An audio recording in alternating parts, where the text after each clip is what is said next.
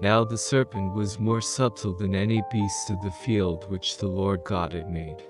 And he said unto the woman, Yea, hath God said, Ye shall not eat of every tree of the garden? And the woman said unto the serpent, We may eat of the fruit of the trees of the garden. But of the fruit of the tree which is in the midst of the garden, God hath said, Ye shall not eat of it, neither shall ye touch it, lest ye die.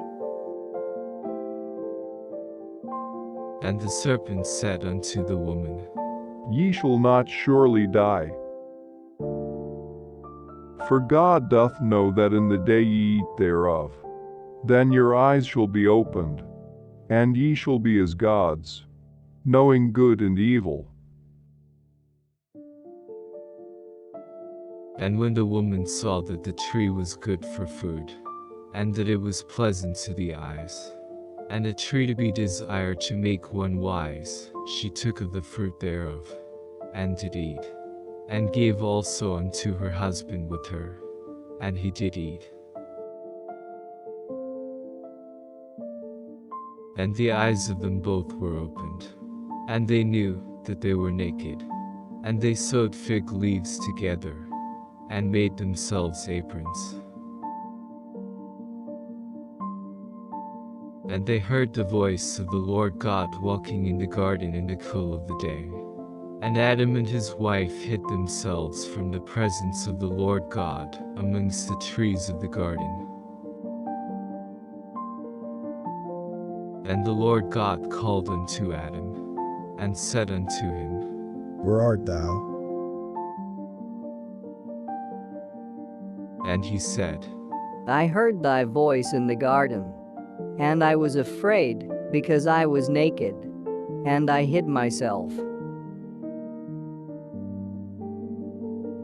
And he said, Who told thee that thou wast naked?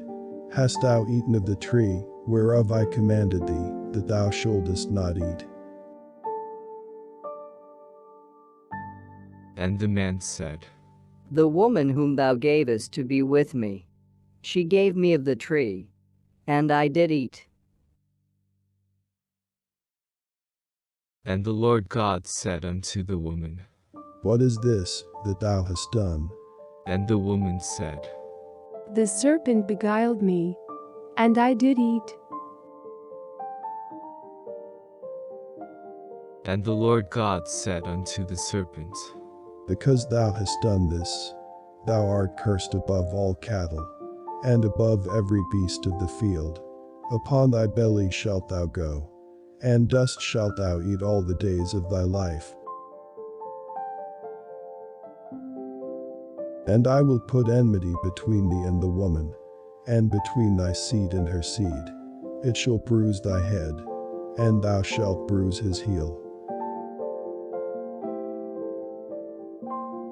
Unto the woman he said, I will greatly multiply thy sorrow and thy conception. In sorrow thou shalt bring forth children, and thy desire shall be to thy husband, and he shall rule over thee. And unto Adam he said, Because thou hast hearkened unto the voice of thy wife, and hast eaten of the tree, of which I commanded thee, saying, Thou shalt not eat of it. Cursed is the ground for thy sake. In sorrow shalt thou eat of it all the days of thy life.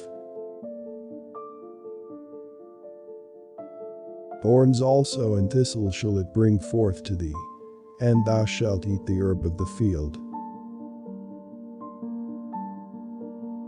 In the sweat of thy face shalt thou eat bread, till thou return unto the ground, for out of it wast thou taken. For dust thou art, and unto dust shalt thou return. And Adam called his wife's name Eve, because she was the mother of all living. Unto Adam also, and to his wife, did the Lord God make coats of skins, and clothed them. And the Lord God said, Behold, the man is become as one of us, to know good and evil. And now, lest he put forth his hand, and take also of the tree of life, and eat, and live forever. Therefore the Lord God sent him forth from the Garden of Eden, to till the ground from whence he was taken. So he drove out the man, and he placed at the east of the Garden of Eden cherubims, and a flaming sword which turned every way, to keep the way of the tree of life.